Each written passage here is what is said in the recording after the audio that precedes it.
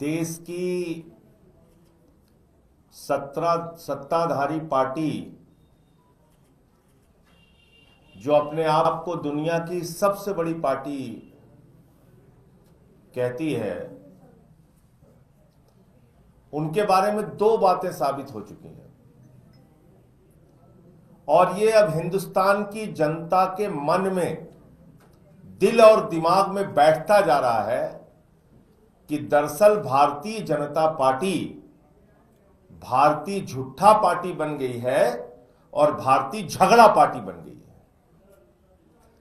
इस पार्टी का मकसद है झूठ और झगड़ा। झूठ और झगड़े के माध्यम से पूरे देश को बर्बाद करने का लक्ष्य भारतीय जनता पार्टी का है और उसी सिद्धांत को अपनाते हुए आज भारतीय झूठा पार्टी ने फिर से आप लोगों के साथ सामने एक नया झूठ प्रस्तुत किया, एक नया ड्रामा प्रस्तुत किया, जिसको आप लोगों ने बगैर वेरीफाई किए चलाने का काम किया। और क्यों किया गया ये? क्यों पिछले कई दिनों से आम आदमी पार्टी के राष्ट्रीय संयोजक अरविंद केजरीवाल जी दिल्ली की कानून व्यवस्था का सवाल उठा रहे हैं। यहां गैंगरेप हो रहा है, गैंगवार हो रहा है, माफिया राज चल रहा है, व्यापारियों को गोली मारी जा रही है, महिलाओं को सड़कों पे घसीट के उनकी जान ले ली जा रही है। यह सारा मुद्दा केजरीवाल जी उठा रहे हैं और अमित शाह बजाय इसके कि केजरीवाल के सवालों का जवाब दे, अमित शाह बजाय इसके कि दिल्ली में अपराध रोके, केजरीवाल को रोकने में लगे हुए हैं। केजरीवाल के खिलाफ तमाम तरीके के षड्यंत्र और साजिश रचने में लगे हुए हैं। मुद्दों से दिमाग हटाना है। अब मुद्दों से दिमाग हटाने के लिए सिर्फ एक ही सहारा होता है, भाजपाइयों का झूठ। तो आज उन्होंने वो ऑडियो क्लिप आपके बीच में चलाया जो पूरी तरीके से फेक है, जिस ऑडियो क्लिप की कोई सत्यता नहीं है और जिस ऑडियो क्लिप के बारे में दिल्ली के माननीय हाईकोर्ट ने रोक लगा रखी है। ऐसा एक audio clip Bharatiya Janata party का, फिर से मुझे कहना पड़ रहा है, भारतीय झूठा पार्टी का आईटी सेल का जो हेड है वो चला रहा है। उसके प्रदेश अध्यक्ष बीजेपी के जो दिल्ली के हैं सचदेवा जी, गौरव भाटिया, उस झूठ को लेकर उड़ रहे हैं आसमान में, आसमान में उड़ रहे हैं, जिसके संबंध में हाई कोर्ट का निर्णय आ चुका है। ऐसे झूठ को लेकर उड़ रहे हैं और यह आदेश हाई कोर्ट का है कि ऐसा कोई भी ऑडियो चलाया नहीं जाएगा।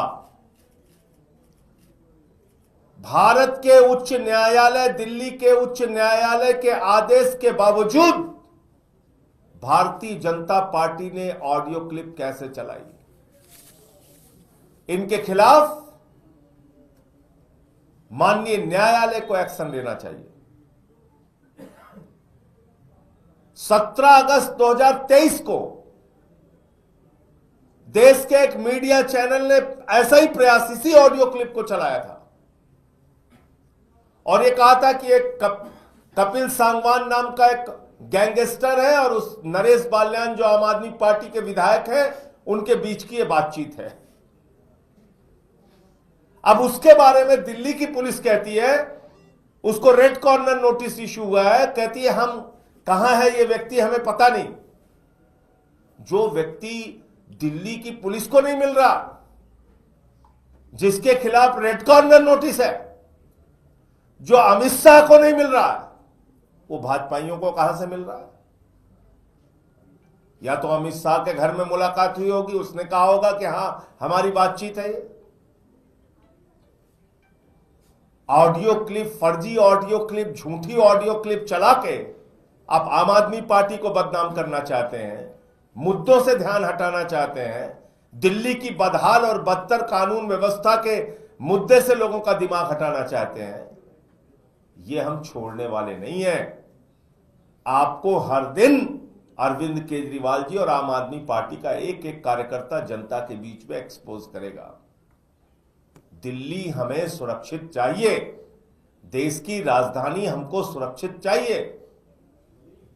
यही प्रयास इन्होंने अभी महाराष्ट्र के चुनाव में किया, फर्जी ऑडियो क्लिप चला दिया। यही प्रयास इन्होंने दिल्ली में आज कर दिया।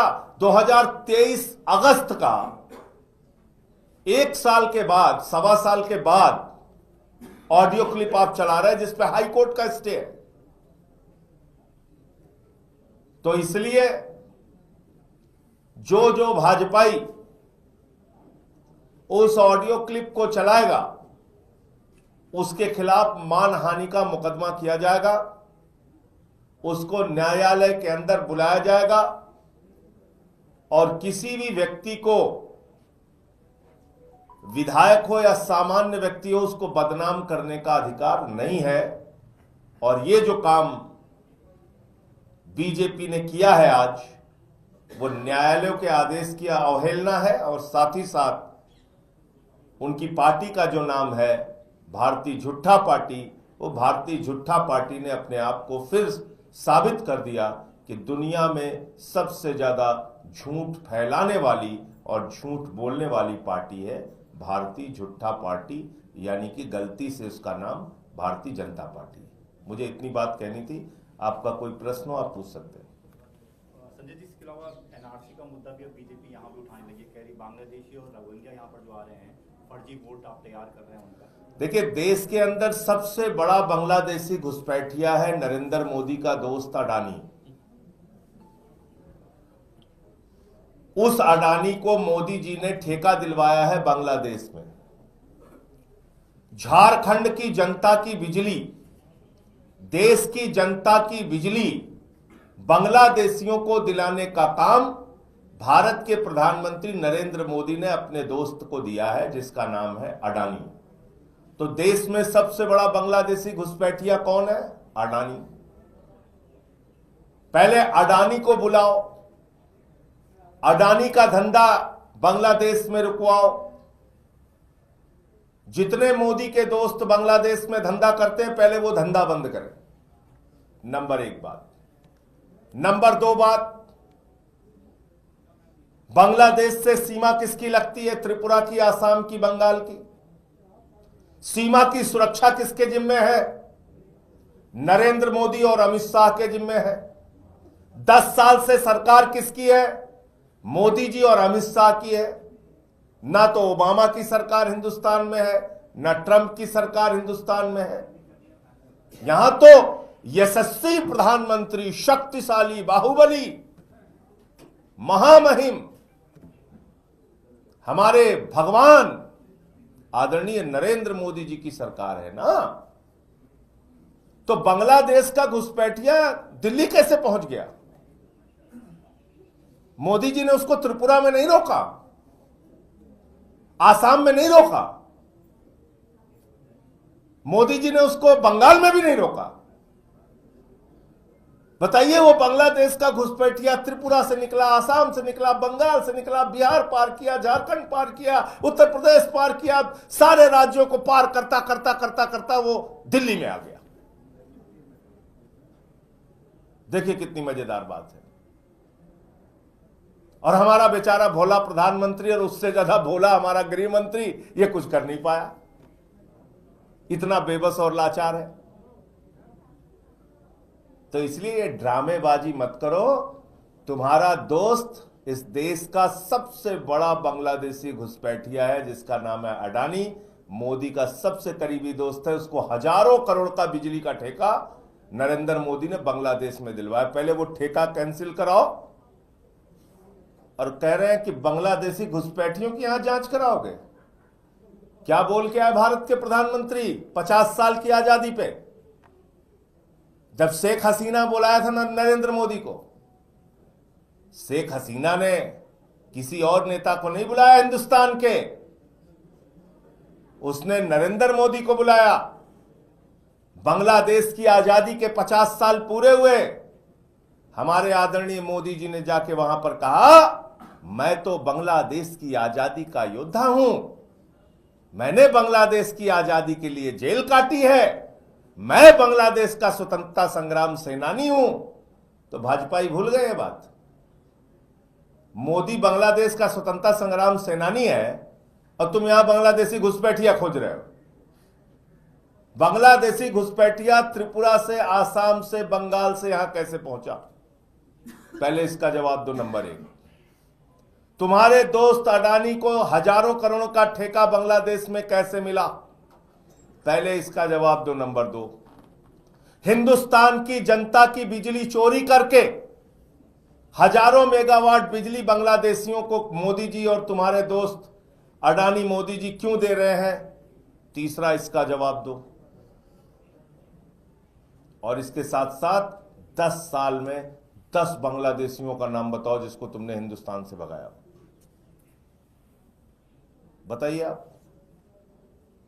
अगर कोई ये एनआरसी और आरसी जो आपको लाना है, कानून, नौटंकी, ड्रामा, वो तो आप लोग ड्रामे करते रहते हो, ड्रामेबाज पार्टी है। लेकिन एक चीज ये बताओ आप मुझे कि अगर कोई विदेशी नागरिक दिल्ली में मिल गया, वो फ्रांस का नागरिक है, अवैध रूप से यहां रह रहा है, वो नाइजीरिया का नागरिक है, अवैध रूप से दिल्ली में रह रहा है, तो उसको केजरीवाल भगाएंगे? उसको कौन भगाएगा भाई? उसको अरविंद केजरीवाल भगाएंगे कि मनीष सिसोदिया भगाएंगे कि गोपाल राय भगाएंगे कि आतिशी भगाएंगे? कौन भगाएगा उसको? अगर कोई अवैध नागरिक भारत की धरती पर मिलता है तो उसको भगाने का काम कौन करता है? प्रधानमंत्री नरेंद्र मोदी और अमित शाह और एक्सटर्नल अफेयर्स मिनिस्ट्री।